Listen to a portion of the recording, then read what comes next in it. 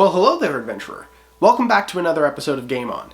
Today we're going to be talking about the short horror tragedy RPG 10 Candles. 10 Candles is set in a post-apocalyptic world where 10 days ago the sun went out. After 5 days had passed, they arrived. Creatures that linger in the shadows. Ever since then, humanity has been hiding, looking for a way to save themselves and everyone else. Over the course of the game, you're going to be playing a survivor.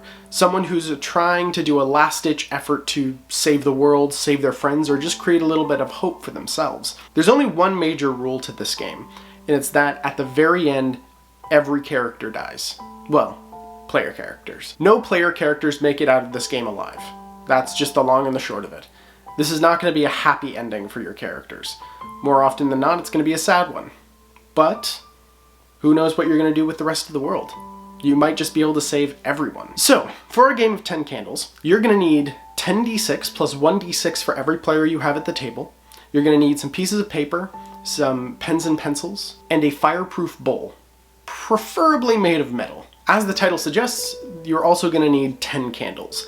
These candles are going to dictate how many scenes you have left until the final stand, where all of the player characters die and the story ends. Every time a candle goes out, a new scene begins, reducing the total amount of candles and getting one step closer to the last stand. There are 3 ways in which a candle can go out. One way is that it happens naturally. If a candle goes out with wind blowing past or anything like that, then the candle's out. It's never relit. The second way is if a player fails a conflict roll.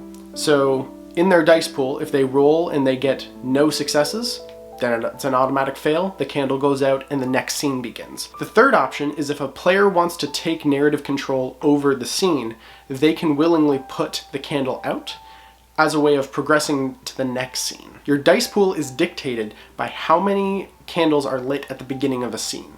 So if you're starting a scene with 10 lit candles, you start with 10d6. If you roll a 6 on a conflict roll, which is any roll that you would have to make to do something special or face a challenge, then it's a success.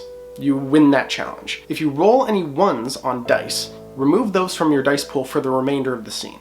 They will be put back in at the end of the scene and the start of the new scene. If you roll your dice pool and you get 0 6s, that means it's an overall failure. One of the candles is darkened, and you progress to the next scene. For character creation, you need 4 slips of paper. On these slips of paper, you're going to write a virtue, a vice, a moment, and a brink. A virtue, as one might assume, is a good quality of a character.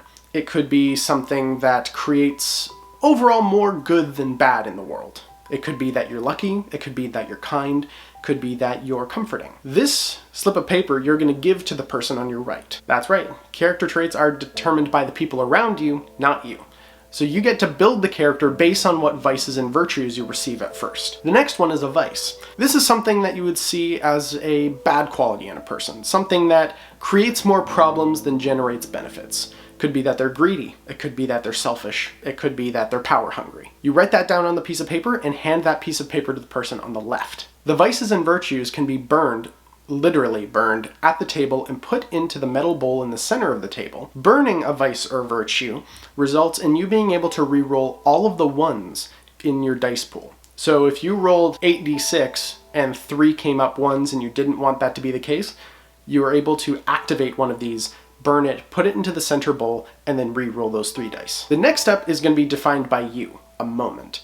A moment is something very general that you can write down that will offer your character a moment of respite. It could be something as general as visiting a grave, going to a church, petting a dog. I mean, petting a dog inspires hope in a lot of people. Whenever you encounter a moment that you have written down for yourself, you need to make a conflict roll.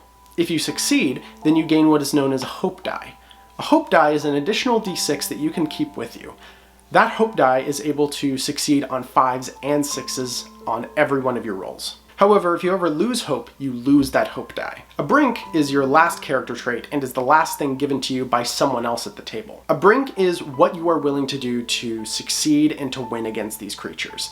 It is your darkest moment. Typically, these are best summarized or created with the sentence, "I've seen you do blank." It could be, "I've seen you kill someone. I've seen you destroy a home. I've seen you worship them," if you want to get really esoteric with it. When you write this down, you hand this slip of paper to the person on the left. When you do so, both the person who wrote the brink and also the person who receives the brink knows the brink, and your characters also know this. So, if you write, "I've seen you kill someone," and give it to the person on your left, your character knows that the person on your left is a killer. It's called tension and conflict. A brink can only be burned if you've already burned both of your traits and had your moment. A brink can be burned, resulting in you re-rolling your entire dice pool. So if you had a major loss and you've only got 2 candles left, if you fail the roll, then you're going into the last stand. If you want to make sure that that doesn't happen, you can burn your brink, and if you re-roll and succeed, you keep your brink. However, if you fail your brink roll,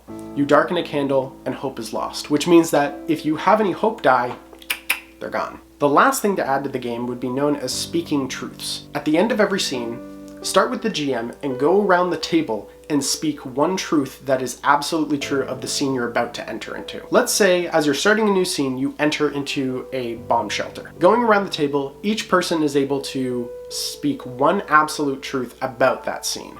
So it could be that it's true that the power's on.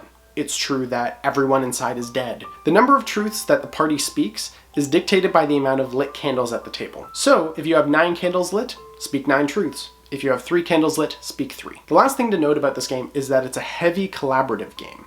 So that means that the GM doesn't dictate the entire story.